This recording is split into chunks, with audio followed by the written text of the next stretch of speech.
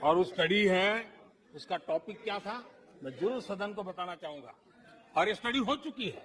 Study है the rise and decline of India Congress party. और मुझे विश्वास है भविष्य में कांग्रेस की बर्बादी पर सिर्फ हार्वर्ड नहीं, बड़े बड़े विश्वविद्यालयों में अध्ययन होना ही होना। तो रुको जरा, सब्र करो, बोला धक्का बुक्की नहीं करने का, आराम से लेने का। हाँ, आप जानते हैं कि हार्वर्ड में मोदी सरकार के समय को लेकर किस किस तरह के रिसर्च हो रहे हैं। अब हम बताते हैं कि दुनिया की बड़ी बड़ी यूनिवर्सिटी में किस तरह के रिसर्च हो रहे हैं। स्टैनफोर्ड यूनिवर्सिटी में एंथ्रोपोलॉजी के प्रोफेसर हैं थॉमस ब्लोम हैंसन। ध्यान से सुनिएगा, ये वहां के Reliance Dhirubhai Ambani professor of anthropology हैं। इनकी और ग्योटिंगन में पढ़ाने वाली श्री रूपा रॉय की किताब का टाइटल है saffron Republic, Hindu nationalism and state power in India. यह किताब तो पिछले साल कैम्ब्रिज यूनिवर्सिटी प्रेस से छपी है। संपादकों ने लिखा है कि यह किताब समकालीन हिंदुत्व को लोकतांत्रिक तानाशाही या तानाशाही लोकवाद के रूप में देखती है। यह एक ऐसी राजनीति है जो संवैधानिक लोकतंत्र के विचारों और प्रक्रियाओं को बढ़ावा देती हुई उनका ही उल्लंघन करती है। इस किताब में दिल्ली दंगों का विवरण है। लिखा है कि भाजपा के चुने हुए नेताओं और अधिकारियों ने खुलेआम मुस्लिम विरोधी हिंसा का आह्वान किया और इनके खिलाफ बाद में पुलिस ने कार्रवाई तक नहीं की। इस किताब में यह भी लिखा है कि किस तरह से नागरिकता कानून विरोधी शांतिपूर्ण प्रदर्शन को भाजपा के छोटे नेताओं से लेकर मोदी और शाह ने परोक्ष या अपरोक्ष रूप से एंटी नेशनल करार दिया।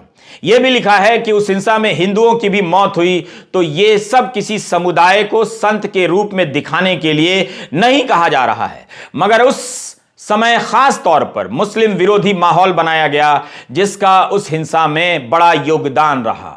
अगर इस किताब की चर्चा राहुल गांधी लोकसभा में कर देते तो बीजेपी की सांसद मांग करने लगते कि कार्यवाही से हटा दी जाए।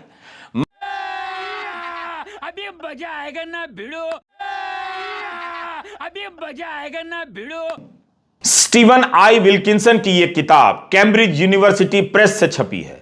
इस किताब में उन्होंने गहराई से भारत की चुनावी राजनीति में दंगों के इतिहास पर शोध किया है। कई पार्टियों के दंगों के इतिहास पर लिखा है, कांग्रेस और भाजपा दोनों के। बताया है कि कैसे चुनाव जीतने के लिए दंगों को गढ़ा जाता है। कुछ सरकारें दंगे रोकती हैं, कुछ नहीं रोकती हैं। तो क्या प्रधानमंत्री इस किताब के बारे में बात करना चाहेंगे संसद में? पर इस किताब में बीबीसी की डॉक्यूमेंट्री वाली कई सारी बातें लिखी हैं। तो क्या इस किताब को भी बैन कर देंगे? प्रधानमंत्री कहते हैं कि दुनिया भर में भारत का डंका बज रहा है। बीबीसी ने हाल ही में लंदन के दर्शकों के लिए, ब्रिटेन के दर्शकों के लिए एक डॉक्यूमेंट्री दिखाई। उसमें गुजरात दंगों के समय उनकी भूमिका को लेकर सवाल है, मगर ज्यादा सवाल तो ब्रिटेन की सरकार से थे।